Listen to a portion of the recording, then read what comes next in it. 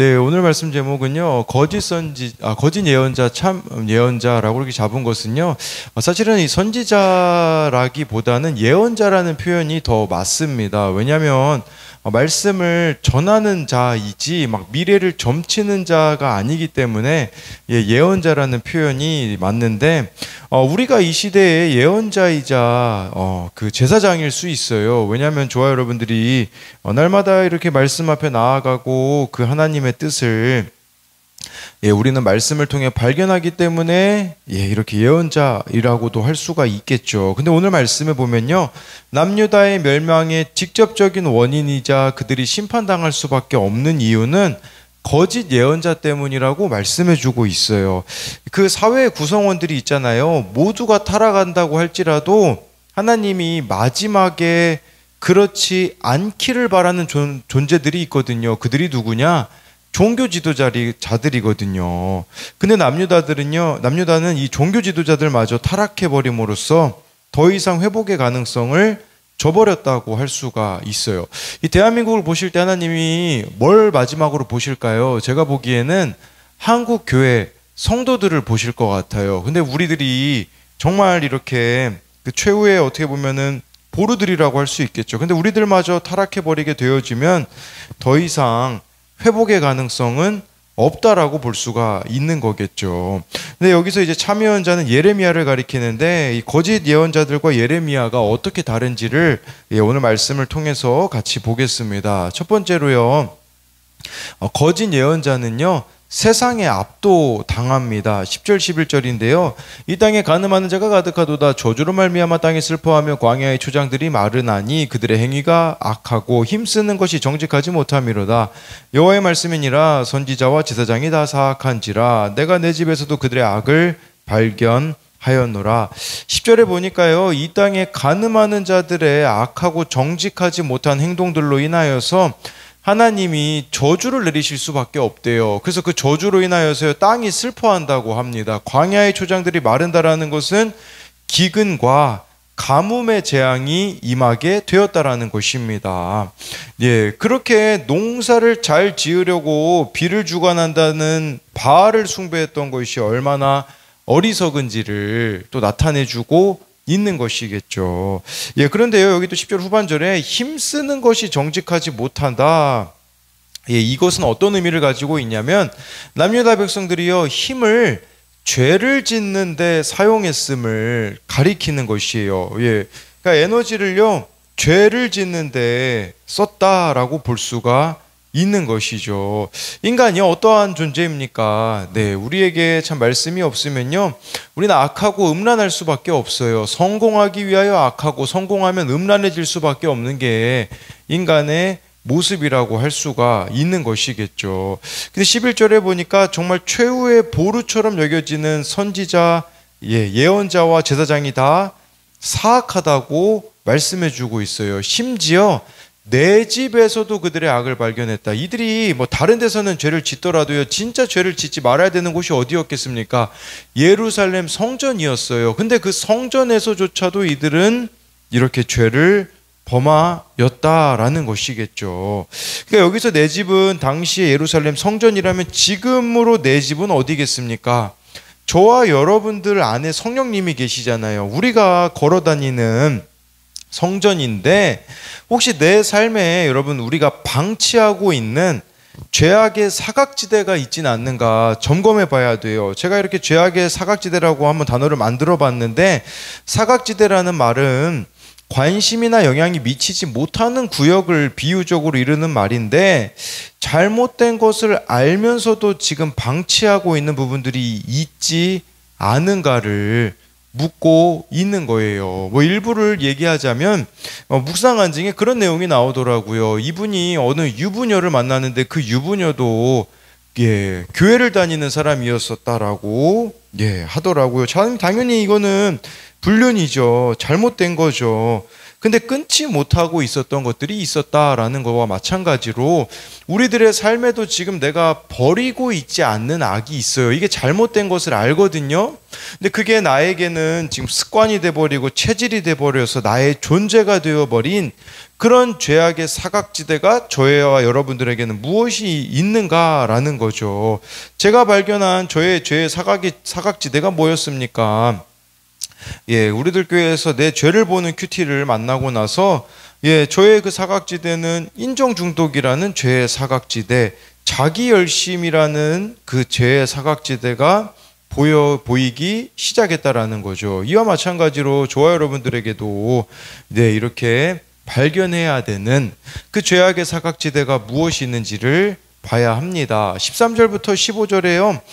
이 선지자들에 대한, 그러니까 예언자들에 대한 부분이 나오는데, 내가 사마리아 선지자들 가운데 우매함을 보았나니 그들은 바알을 의지하고 예언하여 내 백성 이스라엘을 그릇되게 하였고, 내가 예루살렘 선지자들 가운데도 가증한 일을 보았나니 그들은 간음을 행하며 거짓을 말하며 악을 행하는 자의 손을 강하게 하여 사람으로 그 악에서 돌이킴이 없게 하였은즉 그들은 다 내 앞에서 소돔과 다름이 없고 그 주민은 고모라와 다름이 없느니라.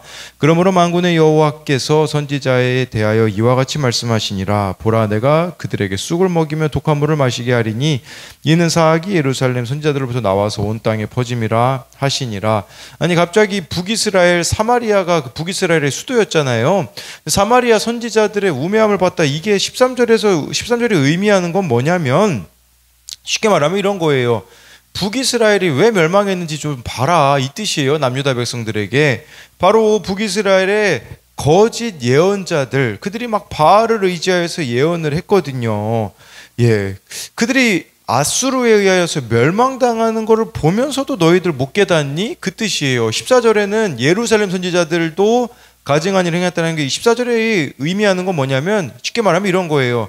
너희들은 멸망당한 북이스라엘 그 거짓 선지자들보다 더하다, 이렇게 지금 하나님이 말씀해주고 있어요. 이들이요 간음을 행하죠, 거짓을 말하죠, 악을 행하는 자의 손을 강하게 해서 사람으로 그 악에서 돌이킴이 없게 하였대요. 이게 무슨 말이냐면, 회개가 전혀 이루어지지 않았다라는 것을 말해주고 있는 거예요. 그러다 보니까 이 사람들이요 어떤 말을 했겠습니까?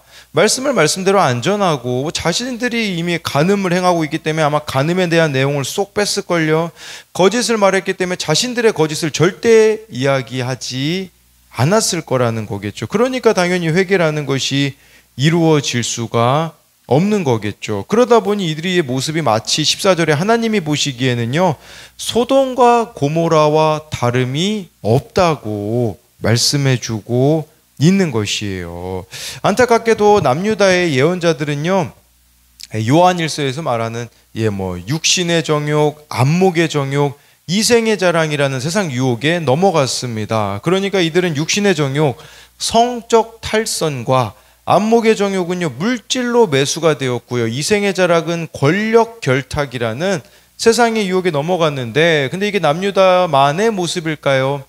지금 대한민국 한국교회의 모습이 아닐까라는 생각도 우리가 해볼 수가 있습니다. 여기 안 걸리는 게 어디 있겠습니까? 우리가 흔히 말하는 괜찮은 교단이 어디 있습니까? 제가 보기에 괜찮은 교단은 없어요. 어딜 가든지 다 이러한 목회자들이 있는 것이 현실이다라는 거겠죠. 이게 문제가 뭐냐면요, 종교 지도자들의 문제는 그 악에서 돌이킴이 없게 하였은즉, 이거는요 회개를 막는다라는 뜻이에요. 회개의 기회를 막는다라는 것이에요. 저와 여러분들의 삶에서 돌아봐야 되는 것은, 내가 회개의 기회를 막는 것이 무엇이 있는지에 대한 점검입니다. 예를 들면요, 부모들이 말씀대로 살지 않으면 자녀들에게 회개의 기회를 막는 게 되는 거예요. 우리 부모가 이렇게 하니까 나도 저렇게 해도 돼 라는 식으로 회개의 기회를 내가 지금 막고 있는 것은 무엇이 있는가를 봐야 된다라는 거죠. 그런데 이 회개의 기회를 막는다라는 게 더 구체적으로 뭘까요? 말씀을 묵상하지 않는 거예요. 말씀을 묵상하지 않으면 저와 여러분들이 괴물이 됩니다. 본성을 따라 살아가서 만족하지 못하는 자가 된다라는 걸 말하는 거예요.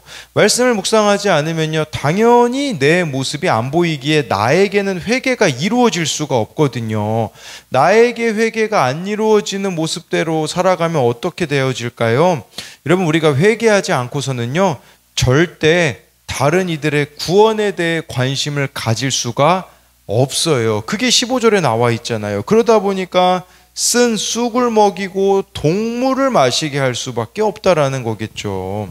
예, 이처럼 나도 죽이고 남도 죽이는 비참한 인생이 될 수밖에 없다라는 것이에요. 그래서 이것에 대한 두 가지 적용 질문은요, 내 삶에서 방치하고 있는 또는 외면하고 있는 죄의 사각지대는 무엇입니까? 이건 저와 여러분들이 직면해야 하는 나의 죄가 무엇인지를 묻는 것이고요.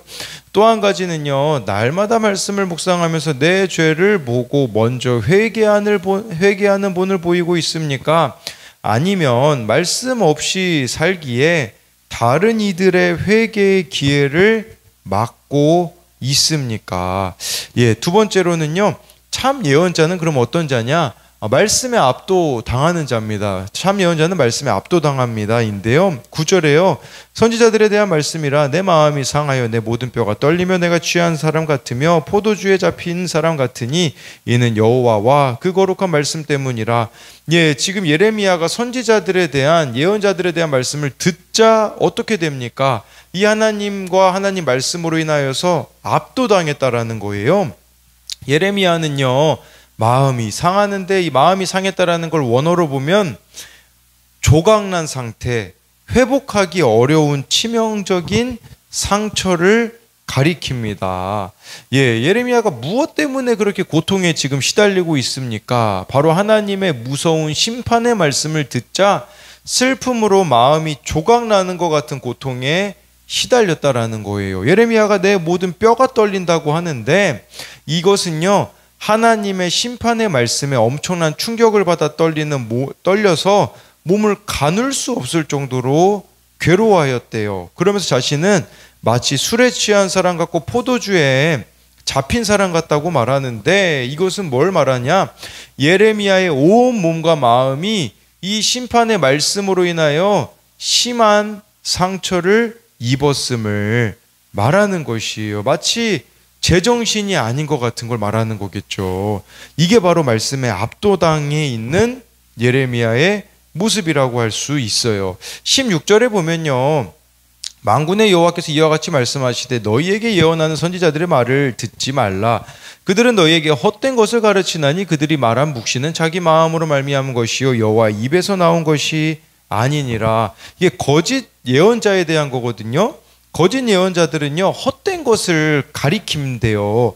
헛된 것은요, 공허하게 되다, 무익하게 되다라는 뜻으로 속이 비어있는 상태를 말하는 것이에요. 그러니까 거짓 예언자들의 가르침은 남유다 백성들에게 아무런 유익도 줄 수 없는 공허한 것이라는 겁니다. 왜 그렇습니까?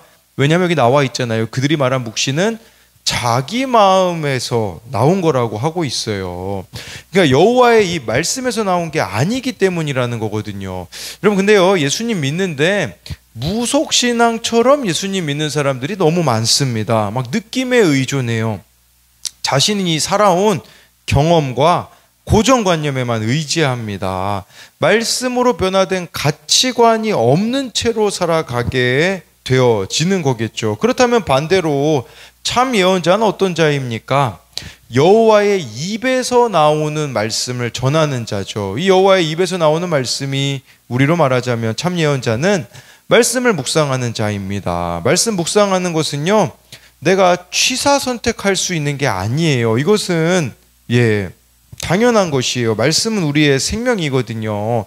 말씀을 묵상하지 않으면 어떻게 살아갈까요? 여기 나와 있잖아요. 16절에 자기 마음에서 나온 대로 믿고 전하며 살게 되는 거겠죠.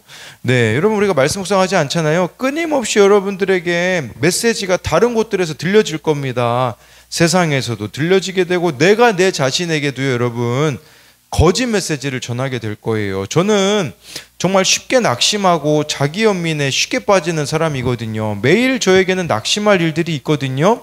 근데 제가 말씀 묵상을 안 하면 어떻게 될까요?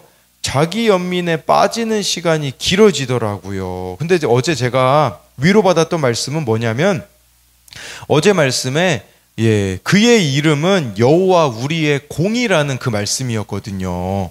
예, 그 말씀을 여호와 우리의 공이 그 말씀이 저에게 왜 위로가 되었냐면 공동체의 지체들에 대한 기대감이 사라지는 순간이 있었거든요. 근데 어제 새벽에 여호와 우리의 공이라는 것이 저에게는 이렇게 들렸어요.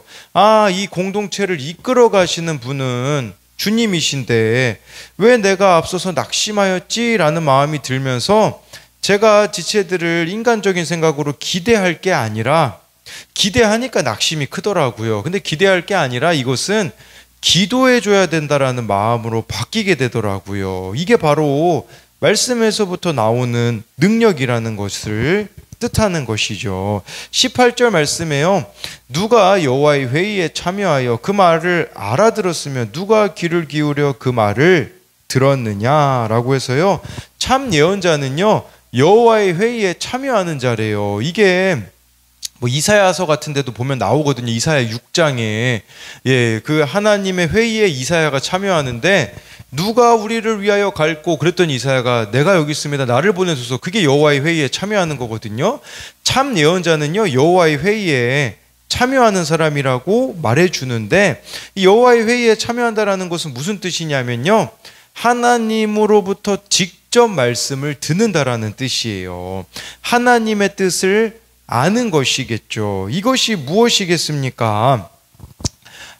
여기 본문 해설에 보니까 이렇게 나오더라고요. 큐티인 본문 해설에 삼위일체 하나님이 심사숙고하여 정하신 뜻을 기록한 성경을 묵상하는 큐티가 여호와의 회의에 참여하는 것이라고 나와 있는 것이죠.